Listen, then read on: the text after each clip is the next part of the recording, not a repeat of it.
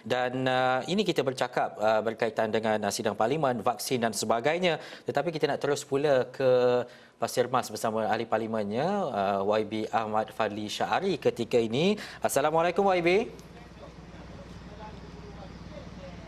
Waalaikumsalam warahmatullahi wabarakatuh.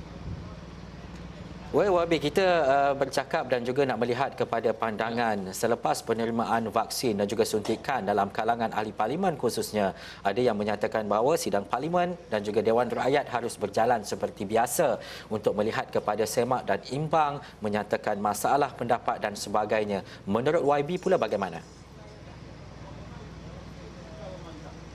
Ya, pertama sekali terima kasih Astro Amani di atas kerjasama untuk menghubungi saya pada pada tengah hari petang ini.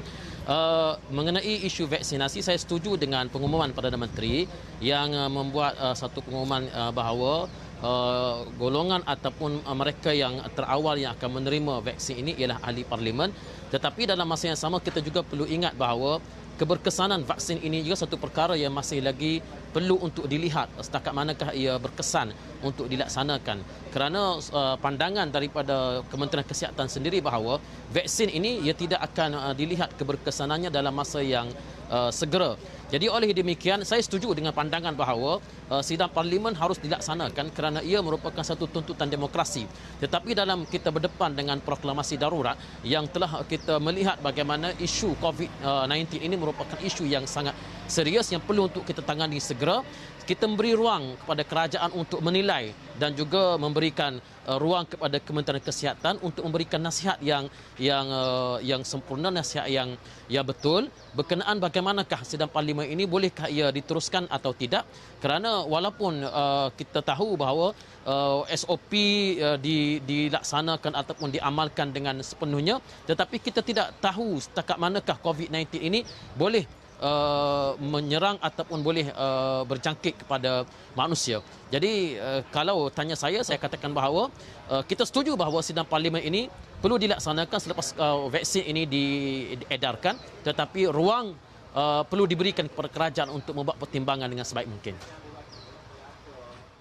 Dan juga YB, ini perkara yang dibangkitkan untuk melihat kepada suara itu dibawa dan juga turut dibincangkan dan dibahaskan di sidang Dewan Rakyat. Tetapi dalam tempoh berkenaan ada waktu-waktu yang mungkin sidang Dewan Rakyat tidak bersidang. Bagaimana suara dan juga pendapat termasuk analisis yang dilakukan oleh ahli-ahli parlimen ini dapat sampai kepada di peringkat kerajaan, di peringkat semua ahli parlimen tanpa adanya sidang Dewan Rakyat ini? Ya, saya juga ingin mencadangkan kepada kerajaan supaya juga mengadakan sesi-sesi libat urus yang melibatkan ahli parlimen di dalam komuniti yang kecil. Sebagai contoh, ahli parlimen di sesebuah negeri Kelantan khususnya terlibat dengan sesi libat urus di negeri Kelantan, ataupun di Johor terlibat dengan sesi libat urus di Johor. Soal untuk menyampaikan pandangan itu saya rasa tidak timbul. Cuma menyampaikan pandangan secara legislatif, menyampaikan pandangan secara undang-undang dan perlembagaan itu sahaja tidak dapat dilaksanakan bila sidang Dewan Rakyat tidak dapat untuk bersidang. Dan juga YB, kalau tanya pendapat peribadi YB sendiri dan juga mungkin ahli-ahli parlimen terhadap keyakinan penerimaan untuk suntikan terawal vaksin COVID-19 ini, bagi YB bagaimana?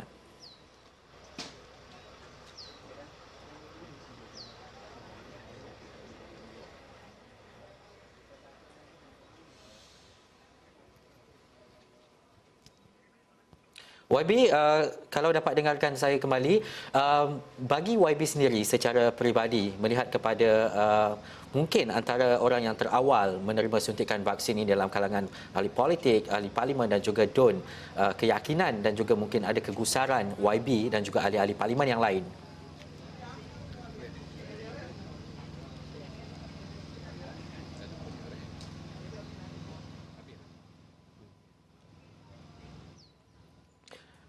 Baik, kita mungkin ada sedikit masalah teknikal audio di situ. Terima kasih saya ucapkan kepada ahli parlimen Pasir Mas, Ahmad Fadli Syahari, atas diskusi dan juga mungkin antara feedback dan juga maklum balas yang kita suarakan berkaitan dengan vaksin dan juga sidang parlimen di Dewan Rakyat.